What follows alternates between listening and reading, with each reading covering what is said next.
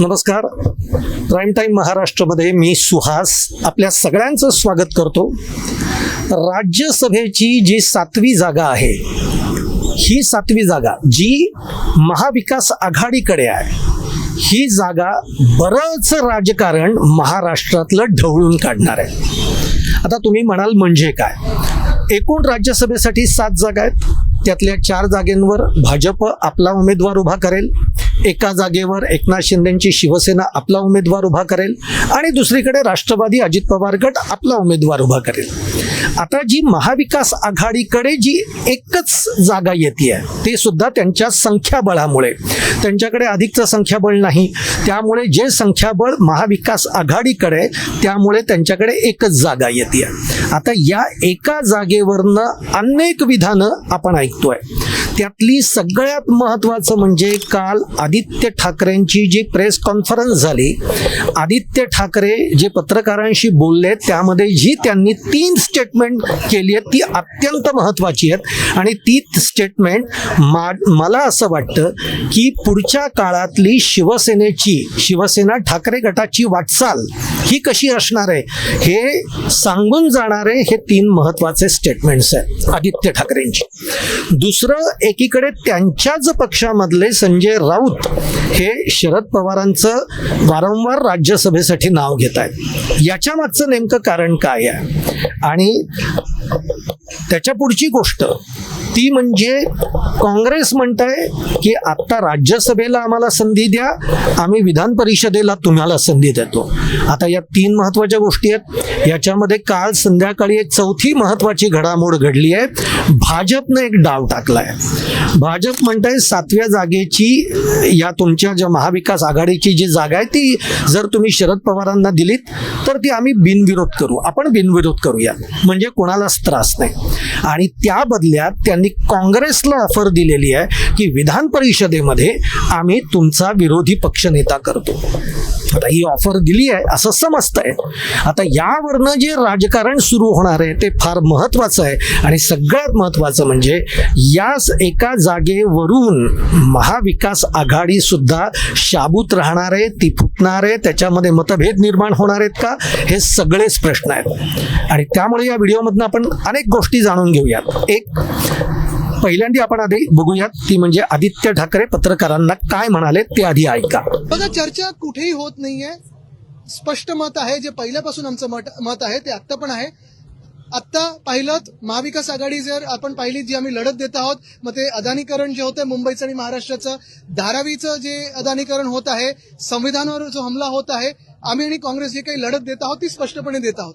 पण ह्याच्यात एक महत्वाचं आहे, जर आपण महाविकास आघाडीचं जर तथ्य पाळलं आणि पाहिलं तर त्याच्यात जास्तीत जास्त ज्यांना सीट्स आहेत त्यांना पहिलं टर्न आलं पाहिजे, तो आमचा आहे. परत मी तुम्हाला सांगतो, हे जरी असलं लॉजिकली तरी दुसरी गोष्ट म्हणजे संजय राऊत जी असतील किंवा प्रियंका चतुर्वेदी जी असतील, आमचे 2 खासदार म्हणून, मी याच्यात नावं म्हणून नाही पाहते, व्यक्ती म्हणून पाहत नाहीये, 2 खासदार म्हणून पण राज्यसभेत इंडिया आघाडीत बाकीचे कोण आहेत कोण नाहीत मला माहित नाही, कोण वॉकआउट करतं, कोण अदानी वगैरे, ह्या सगळ्या विषयावर, पण आम्ही काँग्रेस बरोबर ठामपणे लढत आहोत. देशात तुम्ही पाहता इंडिया आघाडीत कोण कोण आहे आत्ता तरी मला माहित नाही, पण शिवसेना उद्धव बाळासाहेब ठाकरे पक्ष म्हणून आम्ही लढत देत आहोत. आता प्रश्न हाच राहतो की ज्यांची जास्तीत जास्त संख्या आहे, ज्यांचा टर्न आहे आणि ज्यांचा आवाज तिथे बुलंद आहे राज्यसभेत, म्हणून आमचा क्लेम आहे. आणि आमच्या पक्षाच्या आमदार जे आता मतदान करतात त्या ह्याच्यात, त्या 20 जणांचं ठाम मत आहे की शिवसेना उद्धव बाळासाहेब ठाकरे पक्षाकडे ही सीट यावी. आम्ही ह्या सीटवर क्लेम केलेला आहे, दावा केलेला आहे आणि कुठेही त्याच्यात बदल झालेला नाहीये. ऐकलं. आता यातले 3 स्टेटमेंट फार महत्वाची आहे. जी महाविकास आघाडीकडे जागा आहे त्या बाबतीमध्ये आदित्य ठाकरे असं म्हणतात की संख्याबळानुसार शिवसेनेकडे अधिक आमदार आहेत, 20 आमदार आहेत, म्हणजे क्लेम हा आमचा आहे. आणि तो क्रमानुसार जर बघितलं तर तो अगदी बरोबर आहे, म्हणजे आदित्य ठाकरे म्हणतात त्याच्यामध्ये काहीच चूक नाही आहे. दुसरं, आदित्य ठाकरे असं म्हणतात की आत्तापर्यंत आम्ही काँग्रेसला त्यांच्या अनेक भूमिकांमध्ये समर्थनच दिलेलं आहे, त्यांच्या प्रत्येक मुद्द्यांवर आम्ही त्यांच्याबरोबर राहिलेलो आहोत, त्यांच्याबरोबर त्यांच्या पाठीशी राहिलेलो. हे सांगून ते काँग्रेसला हे सांगू पाहतायत की आतापर्यंत म्हणजे 2019 मध्ये महाविकास आघाडीचा जो प्रयत्न झालाय, जे आपण एक निर्माण केलेली आहे, तेव्हापासून ते आजपर्यंत शिवसेनेने काँग्रेसच्या भूमिकेच्या बरोबर कुठेही फारकत घेतलेली नाहीये. आणि हेच सांगताना एक तिसरा महत्त्वाचा मुद्दा याच्यामध्ये आदित्य ठाकरे असं म्हणतात की मग ते उदाहरण असं देतात की अदानींचा विषय असू द्यात, अदानींच्या विषयांपासून आम्ही अनेक मुद्द्यांवर काँग्रेसच्या बरोबर आहोत, पण काही लोक अदानीच्या मुद्द्यांवर तटस्थ राहतात, काही लोक अदानींचा मुद्दा निघाला की वॉकआउट करतात. अर्थात आदित्य ठाकरेंनी कुठेही नाव जरी घेतलेलं नसलं तरी आदित्य ठाकरेंचा रोख हा पूर्णतः राष्ट्रवादी शरद पवार गटाकडे आहे, शरद पवारांकडे आहे. आणि आता यातून आदित्य ठाकरे हे ठामपणाने हे सांगतायत त्यांचा चौथा मुद्दा की त्यामुळे राज्यसभेवर आम्हीच आमचा उमेदवार पाठवणार आहोत, हे त्यांनी क्लिअर केलेलं आहे. म्हणजे त्यांनी हे काँग्रेसलाही सांगितलंय की राज्यसभेसाठी आम्ही आमचा उमेदवार तयार करतोय, आमच्याकडे चांगला उमेदवार आहे. आता काँग्रेस जे त्यांना म्हणतंय की विधान परिषदेला आम्ही तुम्हाला सहाय्य करतो, याच्यावर आदित्य ठाकरे म्हणतात की विधानसभा आणि राज्यसभा हे दोन वेगळे मुद्दे आहेत, त्यामुळे त्याची गल्लत तुम्ही करू नका. पण आता राज्यसभेवर आमचाच उमेदवार जाणार, विधानसभेचं जे काही आहे ते विधान परिषदेच्या वेळी आपण बघूयात. हे सांगून आदित्य ठाकरेंनी शिवसेनेची भूमिका पूर्णतः स्पष्ट केली आहे. आणि एक प्रकारे त्यांनी हे स्पष्ट केलेलं आहे की आता याच्या पुढच्या काळामध्ये शरद पवारांच्या राष्ट्रवादी बरोबर शिवसेना किती प्रवास करेल तर ती शक्यता त्यांनी खूप कमी वर्तवलेली आहे. याचं कारण आदित्य ठाकरेंनी जरी कुठेही शरद पवारांचा उल्लेख केलेला नसला, काहीही जरी नसलं तरीही एक प्रकारे शरद पवारांवर आता विश्वास नाही, हेच आदित्य ठाकरे सांगू पाहत आहेत. म्हणजेच काय की आता जर का आपण शरद पवारांना उभं केलं, त्यांना जर का आपण राज्यसभेवर निवडून पाठवलं तर या पुढच्या काळामध्ये शरद पवार हे UPAचाच भाग असतील, हे कशावरनं? ते महाविकास आघाडीमध्ये राहतील, त्यांचा पक्ष राहील, हे कशावरून? ते सत्ताधारी पक्षाला साथ देणार नाहीत किंवा त्यांच्यामध्ये जाणार नाहीत, हे कशावरून? उद्या जर का दोन राष्ट्रवादींचं विलिनीकरण झालं तर हे सत्ताधाऱ्यांबरोबरच जाणार आहेत. बरं, असं जरी शरद पवार म्हटले नसले तरी शरद पवारांच्याच गटातले अनेक नेते आत्ता बोललेले आहेत की हो, विलिनीकरणाची चर्चा अजित पवार असताना सुरू होती. मग त्यातनं अनेक मुद्दे त्यांनी सांगितलेले आहेत की जयंत पाटील हे मंत्री होणार होते, रोहित पवार असे मंत्री होणार होते, केंद्रामध्ये सुप्रिया सुळेंना मंत्रीपद मिळणार होतं. याचाच अर्थ शरद पवारांची राष्ट्रवादी ही सत्तेबरोबर जाणार आहे, हे शरद पवार गटातलेच लोक सांगतायत.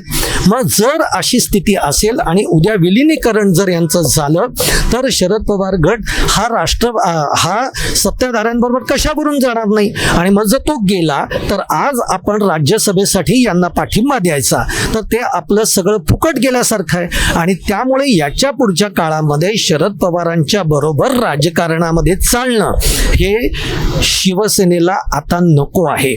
आणि म्हणून आता आदित्य ठाकरेंनी स्पष्ट शब्दामध्ये शरद पवारांना या सगळ्या राज्यसभेच्या निवडणुकीच्या प्रक्रियेतून दूर सारण्याचा प्रयत्न केलेला आहे. हा त्यातला सगळ्यात महत्त्वाचा आणि मेजर फॅक्टर आहे. आता दुसऱ्या याच्यावर बोलूयात. आता दुसरीकडे काँग्रेस जरी म्हणत असलं की राज्यसभेवर आम्हाला आमचा उमेदवार पाठवायचा आहे तर ते कोण पाठवणार आहेत? तर ते बाळासाहेब थोरातांचं नाव घेत आहेत. आता काँग्रेसमध्ये मुळामध्ये अंतर्गत गटबाजी ही खूप आहे आणि त्यामुळे, आणि ती वारंवार आपल्याला दिसलेली आहे, त्यामुळे त्या बाबतीतही त्यांची मतं ही एकसंध राहणार आहेत का, हा त्यातला मुद्दा आहे. आणि आता जेव्हा आदित्य ठाकरे हे शरद पवारांना नाकारतायत तेव्हा तिकडे सुप्रिया सुळे म्हणतायत की आम्ही शरद पवारांनी राज्यसभेवर जावं ही आमची भूमिका आहे, हा आमचा आग्रह आहे. म्हणजे एक प्रकारे सुप्रिया सुळे हे संकेत देत आहेत की राज्यसभेवर शरद पवार जातील. आणि राज्यसभेवर जर का शरद पवार जाणार असतील तर इकडे भाजप आणि एकनाथ शिंदेची शिवसेना ही शरद पवारांना साथ देणार किंवा शरद पवारांना निवडून 7व्या जागेसाठी आणणार. म्हणजे आपल्याकडनं अधिकची उमेदवारी ती टाकली जाणार, त्याच्यामधनं शरद पवारांना निवडून आणण्याचे प्रयत्न हे एकनाथ शिंदे यांची शिवसेना आणि भाजप करेल असं एकूण दिसतंय. हे करून त्यांना फायदा काय आहे, तर हे करून त्यांना हे दाखवता येईल की महाविकास आघाडी फुटलेली आहे.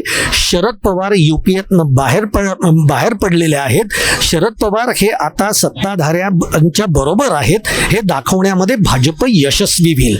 आणि म्हणून भाजप शरद पवारांच्या नावाने, जर का तुम्ही शरद पवारांना जर का राज्यसभेचं तिकीट दिलं तर ही निवडणूक बिनविरोध पार पडेल असं भाजप का म्हणताय, तर ते यासाठी म्हणताय. जर का इकडे शिवसेनेने, ठाकरे यांच्या शिवसेनेने जर उमेदवार दिला तर शरद पवारांना निवडून आणण्याचं काम भाजप आणि एकनाथ शिंदेची शिवसेना करेल. आणि त्यासाठी जर का समजा आता याच्यामध्ये असंही झालं की शरद पवारांना स्वतःलाच असं वाटलं की आपली तब्येत आणि सगळं पाहता आता आपल्याला या राजकारणामध्ये राहायचं नाही आहे, पडायचं नाही आहे, आपल्याला ही उमेदवारी राज्यसभेची नको आहे, असं जर का ठरवलं तर काय होऊ शकतं, तरीही एकनाथ शिंदेची शिवसेना ही अधिकचा एक उमेदवार उभा करेल. त्याच्यासाठी त्यांच्याकडे उमेदवार सुद्धा आहेत. संजय निरुपम हे त्यासाठी आग्रही आहेत. आणि मग ठाकरेंकडनं जर का कोणी उमेदवार असेल तर त्यांना पाडण्याचे प्रयत्न होतील, किंवा काँग्रेसकडनं कोणी उमेदवार असेल तर त्यांना पाडण्याचे प्रयत्न होतील. अशा पद्धतीने 7वा उमेदवार हा महायुतीकडनं दिला जाण्याचा देखील प्रयत्न होऊ शकतो. म्हणजे शरद पवार जर या रिंगणात नसतील तरीही महायुतीकडनं उमेदवार दिला जाऊ शकतो. जर महाविकास आघाडीने शरद पवारांना राज्यसभेचं तिकीट दिलं तर ठीक, तर ती बिनविरोध होईल. नाही दिलं तर शरद पवारांना सुद्धा, जर शरद पवार असं म्हणाले की मला उभं राहण्याची इच्छा आहे आणि मी उमेदवारी भरणार आहे, तर त्यांना महायुती ही साथ देईल अशी देखील शक्यता आहे. आणि म्हणूनच मी तुम्हाला म्हटलं की महाविकास आघाडीची ही एकमेव राज्यसभेची जी जागा आहे ती एक जागा बरंच राजकारण या महाराष्ट्रातलं ढवळून काढणार आहे.